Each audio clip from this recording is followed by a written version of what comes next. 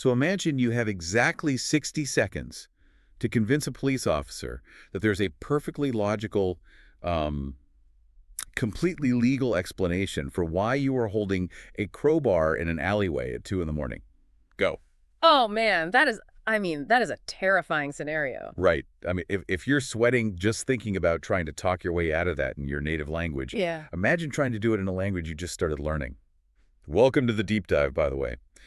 Today, we are exploring the messy, unpredictable, and frankly fascinating evolution of how we actually learn to speak new languages. Yeah, we're really looking at how the entire field of language education has, moved away from this robotic memorization and shifted toward designing genuine human connection.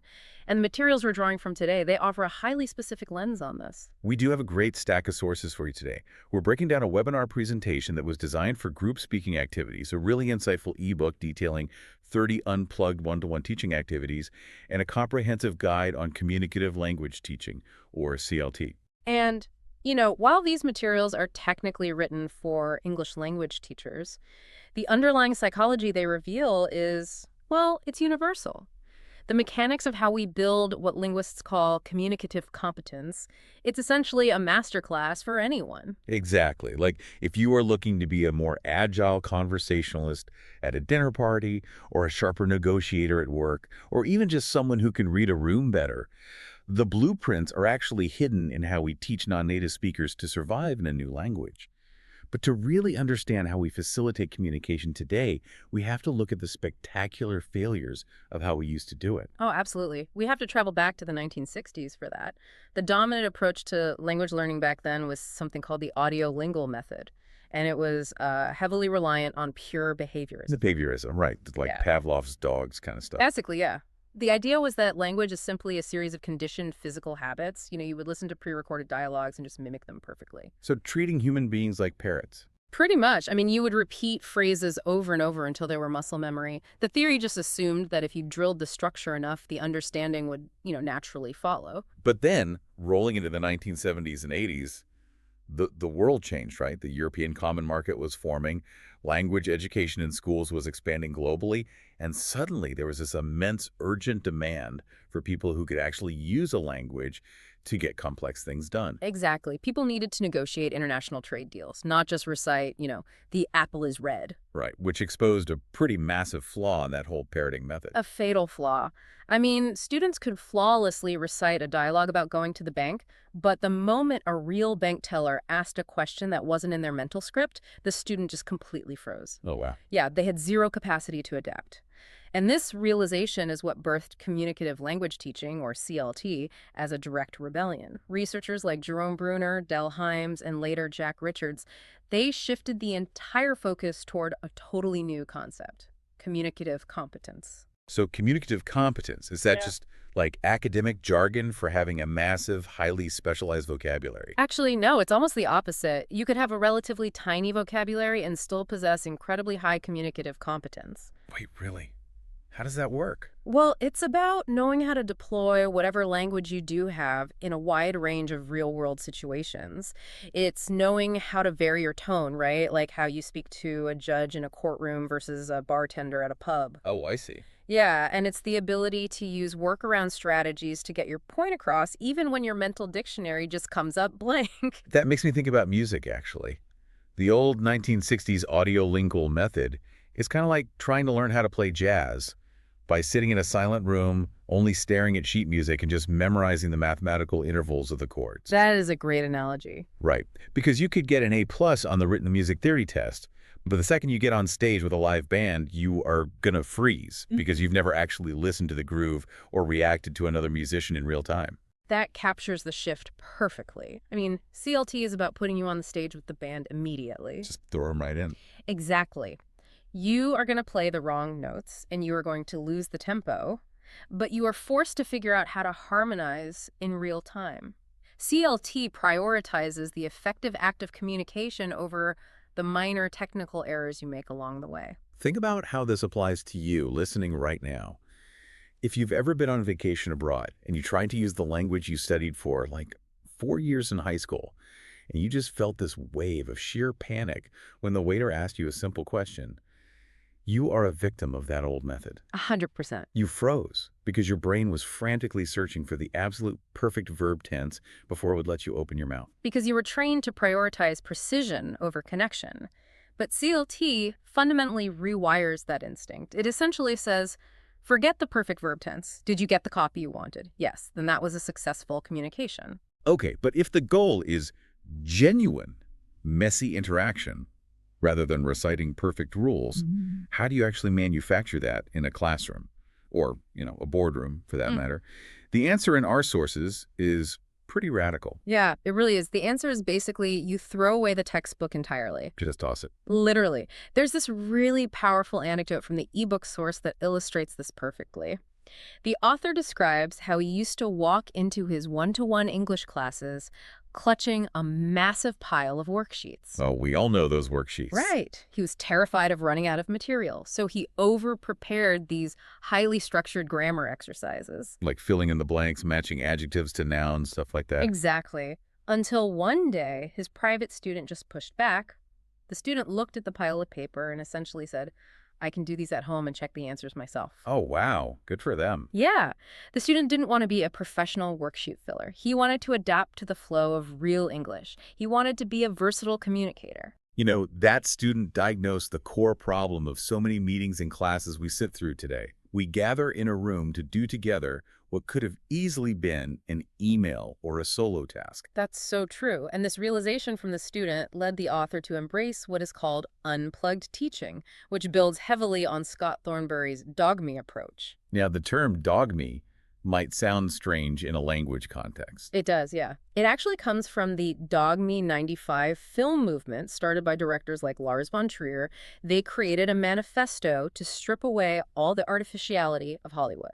So no special effects, no artificial lighting, no imported props. Exactly. They wanted to focus entirely on raw, authentic storytelling. So Thornberry looked at that and applied it to the classroom. No artificial textbooks, no imported slide decks, no pre-packaged grammar exercises, just raw communication. Right. The language dogme rests on three pillars. First is conversation-driven. Second, it is materials light. And third, it focuses entirely on emergent language. Let's unpack emergent language, because that feels like the secret sauce here. It really is. So emergent language is simply the vocabulary and grammar that naturally bubbles up because you are having an authentic conversation. Right. A teacher doesn't walk in with a lesson plan to teach the word frustrated. Instead, the teacher asks the student about their morning, the student tries to express how terrible their commute was, they struggle to find the exact emotion, and the teacher supplies the word frustrated exactly when the student needs it. So the learning happens at the exact point of need. Exactly. Okay, I have to push back on this, though.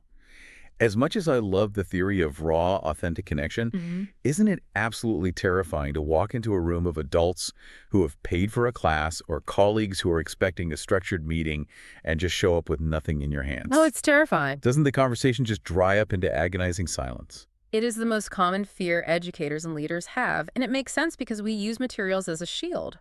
But the source material addresses a deeper psychological issue here regarding power dynamics. Well, adult learners often feel completely infantilized in language classes. I can totally see that. You might be a brilliant surgeon or a respected CEO in your native language. You have a complex, powerful identity. But when you step into a beginner language class, you're suddenly reduced to the vocabulary of a toddler, pointing at pictures of fruit. Right, it completely strips you of your adult identity, and the traditional teacher-student dynamic just reinforces that. Because the teacher have all the answers. Exactly. The teacher is the all-knowing authority figure handing out grades, and the adult learner is positioned as the helpless child. But the unplugged approach dismantles that hierarchy. Because there's no worksheet to hide behind. Precisely. By throwing away the worksheet, the teacher ceases to be a dispenser of knowledge and becomes an equal partner in the conversation. They participate in the activities too, they just happen to be more fluent, so they act as a natural model of dialogue rather than delivering a monologue from the front of the room. But if we strip away the worksheets, the teacher isn't just standing there empty-handed, right? If their job isn't to provide information anymore, their new job is to design high-stakes social friction. Yes. And that requires a completely different set of tools. You still have to design the interaction or, everyone will just stare at each other. Designing that friction is a delicate art. And the webinar source gives us a perfect example of how not to do it. Oh, right. It presents a scenario where a teacher wants beginner-level students to learn prepositions of place words like on, behind, under. Oh, the poster drawing scenario. Yeah, It is so painfully real. right. The teacher puts the students in groups and says, draw pictures showing these specific prepositions. Do not use any other prepositions. Label each picture, write it in a sentence, and then present it. Is everything clear? Good. You may start now. When you look at that, what is actually happening in the room? It is the illusion of communication. It's just a worksheet disguised as a group project. It reminds me of a boss who gives their team a supposedly creative new assignment, but then micromanages the fonts, the color palette, and the exact layout. You aren't asking for their creative input or forcing them to collaborate. You're just making them assemble your exact vision. It fails because there is no genuine gap in knowledge and no real problem to solve. The students are just treating each other like robots executing a script. So what's the alternative? Well, according to the Communicative Language Teaching Guide, a truly effective framework needs to hit 4 criteria. Okay, what are they? It needs to be fun, meaningful, which means relevant to real-life interactive, ensuring actual participation over drilling, and routine. Routine. Why routine? So the format is repeated enough that the mechanics of the game just fade away and the student can focus purely on the language. That makes a lot of sense. True engagement requires giving people a clear, high-stakes goal, but then giving them the absolute freedom to navigate how they get to that goal together. Which is why the activities these sources suggest are not typical quizzes. They are social simulations designed to force that emergent language to the surface. Let's dive into this toolkit because some of these are so good. I kind of want to use them at my next dinner party. They create a synthetic reality where you have to communicate to survive the scenario. The first one is the elevator pitch. Yeah, and usually we think of an elevator pitch as a purely corporate exercise, like 60 seconds to pitch a CEO on a business idea. But the ebook adapts this for intense, highly emotional, real-world scenarios. Like the crowbar example we opened the show with. You have 60 seconds to convince a skeptical police officer. Or you have 60 seconds to convince a Hollywood producer to buy your script. Or a romantic interest not to get on a flight and leave forever. The mechanism at play here is tone modulation. Pitching a CEO requires formal, structured, persuasive language. Pleading with someone at an airport requires raw, emotional intensity, fragmented sentences, and rapid-fire justification. It forces the learner's brain to quickly shift gears and match the vocabulary to the emotional reality of the room. Exactly. And speaking of survival scenarios, the balloon debate is an absolute classic. Oh, I love this one. The balloon debate is basically a masterclass in the psychology of distraction. The premise is that the entire group is in a hot air balloon that is losing altitude. It is going to crash unless you throw some people or items overboard. You have to argue why you should stay in the balloon and why someone else should be thrown out. It is absolutely ruthless. But the psychology of distraction you mentioned, how does that actually accelerate learning? It comes down to working memory. When you are sitting at a desk filling out a worksheet, 100% of your working memory is focused on grammar rules. You are constantly policing yourself. Right. But when you are in a balloon debate, you are fighting for your simulated life. Your working memory is completely consumed by the logic of the argument and the friction of the disagreement. So you forget your learning. Yes. Because your brain is distracted by the task, your internal grammar monitor shuts down. You stop translating in your head and just start speaking. That is when true fluency develops. You bypass the fear of being wrong because you're too busy trying not to get thrown out of a balloon. Exactly. And you can adapt it to be less grim too, right? Like for business students, you're directors of a struggling company deciding which departments to cut. The friction is what generates the learning. Yeah, and the dinner party challenge operates on a similar mechanism. How does that one work? You have to seat 10 famous people at a table so they don't fight. You find yourself saying things like, well, if we seat this politician next to this pop star, they might argue about X, which means we have to move the actor over here. Oh, wow. That demands really complex conditional sentences. It does, but nobody ever hands you a textbook chapter on conditional tense formulation. You just use it because the logic of the seating chart demands it. That's brilliant. Then there are activities specifically designed to break deep-seated cognitive habits, like the audition. Oh, the audition is great. It connects the spoken word back to the physical body. The teacher acts as an eccentric acting coach, and the student is the actor. You have a simple phrase like, I love you, but the coach gives you different adverbs. So like say it angrily, say it suspiciously, say it as if you are secretly terrified. Right. It forces the learner to realize that vocabulary isn't just words on a page. The intonation, the pacing, and the body language completely alter the definition of the words coming out of your mouth. Now, if we are talking about breaking cognitive habits, we really have to talk about the liar liar game because this is pure cognitive load training. Let's actually demonstrate it. Oh, let's do it. I'll play the teacher, you play the student. I'm going to ask you why you didn't bring your assignment today, and you have to invent the most elaborate, detailed, fake excuse possible on the spot. Ready? Ready? Hit me. So, I noticed you didn't bring the quarterly report to the meeting today. What happened? Well, I had it printed out, but I left it on my kitchen counter, and my neighbor's parrot flew in through the window, picked up the stapled report, and dropped it into a passing garbage truck. Oh, really? And did you try to chase the truck? I did, but I tripped over a fire hydrant and had to explain to the paramedics why I was chasing a garbage truck yelling about a parrot. Okay, perfect. Now, what was happening in your brain while you were doing that? My brain was working in overdrive, just trying to keep the internal logic of the parrot and the garbage truck straight. Exactly. When you are lying, your brain is doing double duty. It is creating a complex fictional narrative while simultaneously trying to translate those ideas into the correct past continuous and simple past tenses. Right. You are stretching your language muscles under extreme tension. It forces you to access vocabulary faster than a standard conversation ever would. It's like swinging a baseball bat with a heavy donut weight on it, so when you take it off, swinging feels effortless. That is exactly it. Which brings us to the final tool, the yes-no game.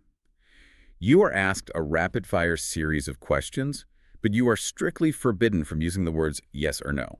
This one is incredibly difficult for anyone, native speaker or not. It trains you out of the monosyllabic trap, doesn't it? Yeah. If someone asks, do you like the city? And you just say yes, the conversation instantly dies. The burden is entirely back on the other person to revive it. But if you are legally not allowed to say yes, you have to find a workaround. You have to say something like, I find the architecture really inspiring, or sometimes the crowds are a bit overwhelming. You are forced to use hedging language. As the source material points out, it is essentially media training. Oh, that makes sense. Right. It is perfect practice for a politician or a public relations representative. You learn how to navigate a direct question by providing nuance and context rather than a binary dead-end answer. It builds conversational endurance. It entirely reframes what it means to know a language. A language isn't just some static database of vocabulary words stored in your head.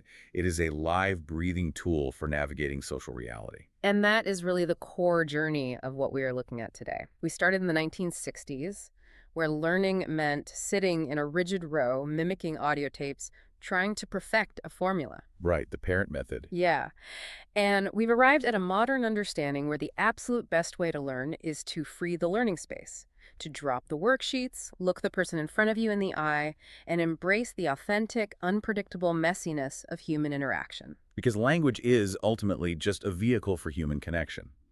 One of the sources actually notes that every single person in a room brings their own life experiences, their unique viewpoints, and their specific sense of humor to the table. That humanity is the most potent resource you have. If you ignore it to focus on executing a rigid, pre-planned agenda, you are entirely missing the point of communicating in the first place. Which leaves you, listening right now, with a somewhat provocative thought to mull over. Oh, definitely. If the experts agree that this unplugged materials-light approach, shedding the rigid structures to allow for genuine emergent interaction, is the absolute best way to foster real communication and learning in a classroom, where else in your life are you relying way too heavily on worksheets? That's a great question. Right. What would actually happen if you threw away the 70-slide presentation at your next big business meeting and just talked to your clients about their problems, allowing the solutions to emerge naturally? What if you ditched the perfectly scripted, boring small talk at your next networking event and just allowed a real conversation to happen? It changes everything. Because at the end of the day, whether you are ordering a coffee in a foreign city or trying to connect with a colleague down the hall, you cannot build a relationship on a perfect mathematical formula. You have to be willing to step into the muddy waters.